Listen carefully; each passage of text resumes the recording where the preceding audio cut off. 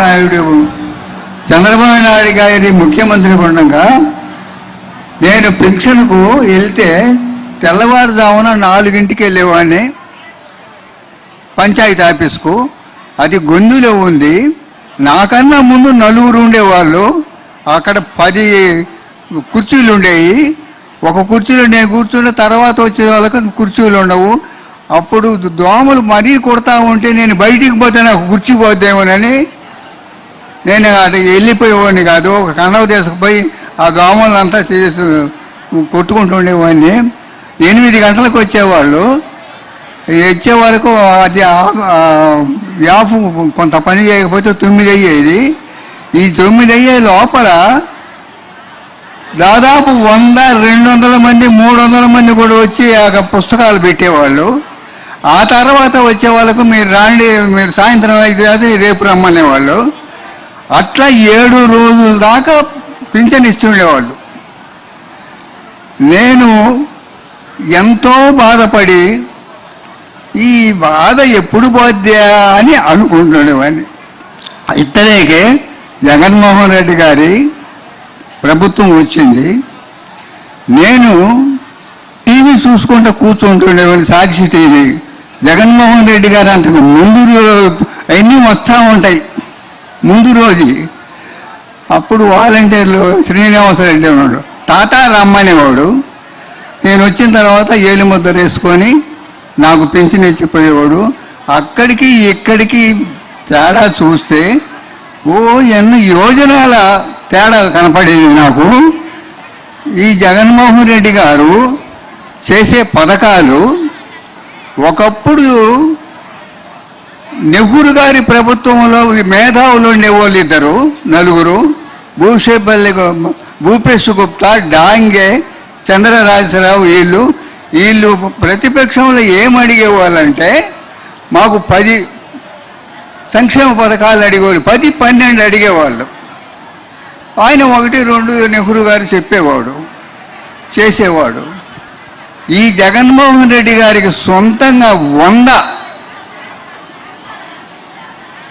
100 సంక్షేమ పథకాలలో 98 చేశాడు. ఎవరు చెప్పారు? వాళ్ళు 4 కలిసి చేసేవాళ్ళు. ఇది అడుగుదాము, ఇది అడుగుదామని. అప్పుడు జగన్మోహన్ రెడ్డి గారు సొంతంగా ఆ బంగారపు మెదడులో నుంచి వచ్చిన మేధావి,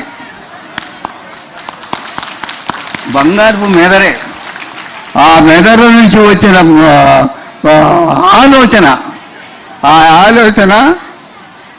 అమలు జరిగిందంటే అట్టడుగు నుండే వాళ్ళు ఇప్పుడు ఈ 4-5 సంవత్సరాల్లోనే మేము బాగా బ్రతుకుతున్నాము అని చెప్తున్నారు. నాకు కూడా సంతోషంగా ఉంది. నాకు పింఛన్ వస్తుంది, మా అమ్మాయికి ఇల్లు వచ్చింది, మా ఆడవాళ్లకు 18,500 వచ్చింది. ఇటువంటి మేధావి గారు మాకు ఇప్పుడు ముఖ్యమంత్రిగా ఉండడం మా అదృష్టం. కానీ రావణాసురుడు, హిరణ్యకశిపుడు ఇద్దరు కలిసి మా తాతలను చంపేశారు. వీళ్ళిద్దరికీ ఈ ప్రజాకోర్టు రేపు మే 13న శిక్ష వేసి మే 4న శిక్ష అమలు జరుగుద్ది. ఖచ్చితంగా అమలు జరగాల్సిందే.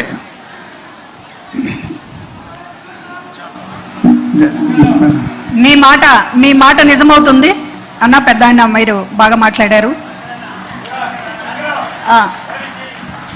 బాగా మాట్లాడు పెద్ద అన్న. మేధావి, ప్రజల మనిషి కాబట్టి, ప్రజల కోసం పరితపించేటటువంటి మనిషి కాబట్టి ఇన్ని చేస్తున్నారు. ఎవరు కూడా చేయలేదు. మీరు అన్నట్టు నెహ్రూ గారు కూడా 1, 2 అన్నారు, మీరే అన్నారు. చెప్పండి. నాకంటే ఏమీ లేవు. ఒక ఇల్లు లేదు, ఒక గ్యాస్ పొయ్యి లేదు, ఒక వాకిల్ లేదు. మా బిడ్డలు చచ్చిపోయి 15 సంవత్సరాలు. రాజశేఖర రెడ్డి కన్నా 2 సంవత్సరాల ముందు చచ్చిపోయాడు. రాజశేఖర రెడ్డి కూడా ఒకసారి మా ఊరు వచ్చాడు. నాకు తలం వచ్చింది కానీ ఇచ్చిన వాళ్ళు మంచి వాళ్ళు కాదు. యానం అద్దాని పడులు ఇచ్చారు. నాకు అది కట్టలేదు, వాళ్ళు మంచి వాళ్ళు కాదు, నాకు ఇల్లు లేదు, నాకు పింఛన్ వస్తుంది, రైతు భరోసా పడ్డాయి మా అబ్బాయికి, అన్ని నాకు మోకాలు నొప్పులు వచ్చినాయి. 14,000 తెచ్చిపోయి నత్రాపేట ఏరే సోదర కాడ అరవింద కాడ చూసుకున్నాను, నాకు తగ్గలేదు, నేను అట్నే తిరుగుతున్నాను. నాకు జగన్మోహన్ రెడ్డి గారు ఇచ్చిన డబ్బులు 1,30,000 వచ్చినాయి, నాకు మొత్తం 1,30,000 చెందిని నాకు, నేను చూసుకుంటున్నా, తింటున్నా.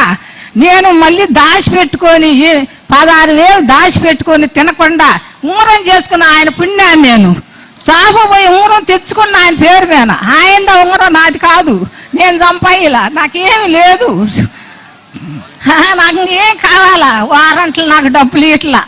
నాకు భయం వేసింది మొన్న. మా బార్డర్ శివాజీనగరం మా దర్శనం మాది. మా బార్డర్ శివాజీనగరానికి వచ్చింది. అది పోవాలమ్మన్న నా కొడుకు, నేను ఎట్ట పోవాలయ్యన్న, గడిచిపోతా ఉండ. ఎండాకాలం కాళ్ళు కాలుతుంది, నడవలేకపోతుందా, తీసుకుపోయేవాళ్ళు లేరు. ఒక ఆమె ఎవరో నా పోయిటామా బండి వేసుకొని పోతుంది. అమ్మమ్మ నేను వస్తానన్న, రాయంటే అన్నది, తీసుకుపోయింది, ఇప్పించింది, వచ్చా. అంతా ఆయన చలవే, నాకు ఏం లేదు. 170 రావాలి జగన్మోహన్ రెడ్డి గారికి, అందరూ వెయ్యాలా, మళ్ళీ ముఖ్యమంత్రి కావాలా, ఆయన నేను మేము ఉండాలా, ఆయనే మాకు కావాలా. మంచి మనసున్న మహారాజు. ఇంకా కొడుకులు ఎందుకు, కోడలు ఎందుకు, ఎవరు పెడతారు పువ్వా? ఎవరు పెట్టరు. 10 ఎకరాల పొలం ఇచ్చినా పెట్టరు, ఏడ ఉంచరు. అట్టాడి మంచి మనసు ఉండోడు ఎవరికి పుడతారు? ఎవరికి పుట్టరు. కన్న తల్లి ధైర్యభావం, అంత దైవానికి దిగలదు. ఇంకా చాలు, ఇంకంతకన్నా సంతోషం ఏం కావాలి. ఎన్ని జలము ఉండ నువ్వే రావాలి, ఎవరు వద్దు మాకు. నువ్వు ఉండమనగా మాకు ఎవరు ఎందుకు, ఏం చేయటానికి ఏమొద్దు, అయ్యా, నువ్వే కావాలా. ఇచ్చారు కానీ ఇల్లు, స్థలం మంచి చోట ఇవ్వాల, నాకు గట్ల. జగన్ వారంట్లు ఉంటేనే మేము గెట్టెక్కుతాం, వారంట్లు లేకపోతే మేము గెట్టెక్కలేము. దర్శనం మాత్రం అస్సలు తెచ్చుకోలేము.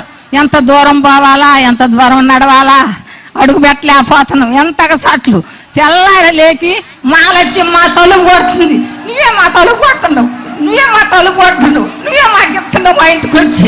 ఇంకా చాలు జలము మాకు. జై జగన్, జై జగన్. 170 రావాలా, వెయ్యాల ఓట్లు. మా కొడుకు అంటాడు, అమ్మా నీ అట్టాటోళ్ళు ఉంటే జగన్మోహన్ రెడ్డి ఎందుకు గెలవడా, నీ అట్టాటోళ్ళు ఉంటే ఎందుకు గెలుస్తున్నట్టు నా కొడుకు నన్ను. నీకు జగనే కావాలా, టీవీ కాంచి లేచి రావు, నీకు సాక్షే కావాలా, నువ్వు ఆయన్నే చూడాలా మాట్లాడు మా కొడుకు నన్ను. నాకు చాలు. జై జగనం, జై జగనం. ఇదే సంతోషం, ఇదే ఆనందం మాకు.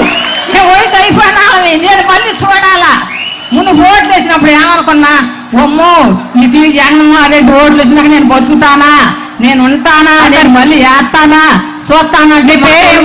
నీ పేరు చెప్పమ్మా. మాకు అంకమ్మ గారు. మళ్ళీ ఓట్లు వచ్చింది అకౌంట్. నువ్వు ఎన్నిసార్లు జగన్మోహన్ వేస్తావు, నువ్వు ఆయన వదిలిపెట్టి పోవు. నేను అన్నా, రేపు జగన్మోహన్ రెడ్డి గెలిస్తే 3,000 నెల పింఛన్ తీసుకొని ఆయన పుట్ట నా పుట్ట పేం కట్టరా నాకు. నీ ఫోటోలు మా ఇంటో ఎవరు వచ్చి అతికిచ్చినా, ఎవరు ఇచ్చినా మా పోదారా, మా ఇంటి ఎన్నుండి. జనవరి 1 తారీఖు నాడు కాలం ఇచ్చారు పాలకింద వాళ్ళు. మా ఇంట్లో ఒక ఆమె 50 అద్దెకుంటుంది. ఆమె పెట్టుకొని మనసొప్పక వెంకాయమ్మ ఫోటో, శివప్రసాద్ రెడ్డి ఫోటో, మరి సిద్ధ ఫోటో, నీ ఫోటో, నువ్వు ఆపు ఒకటి, నిలబడి ఒకటి ఉంటే వాళ్ళు పెట్టుకొని రాపక నాకు ఇచ్చారు.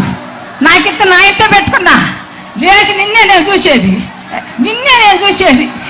ఎవరినో చూడాలి, నిన్నే, నీ తర్వాత ఎవరినో చూసేది. వెంకయ్యమ్మ అందరి గుండెల్లో ఇదే అభిమానం ఉంది అన్న మీద. కొడుకుగా, మనవడిగా, సొంత అన్నగా ఈ రోజున భావించుకుంటూ ఉన్నారు. నెక్స్ట్ ఇంకా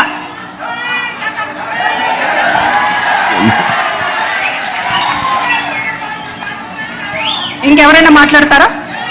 ఇక్కడ వికలాంగుడు తమ్ముడు ఉన్నాడు.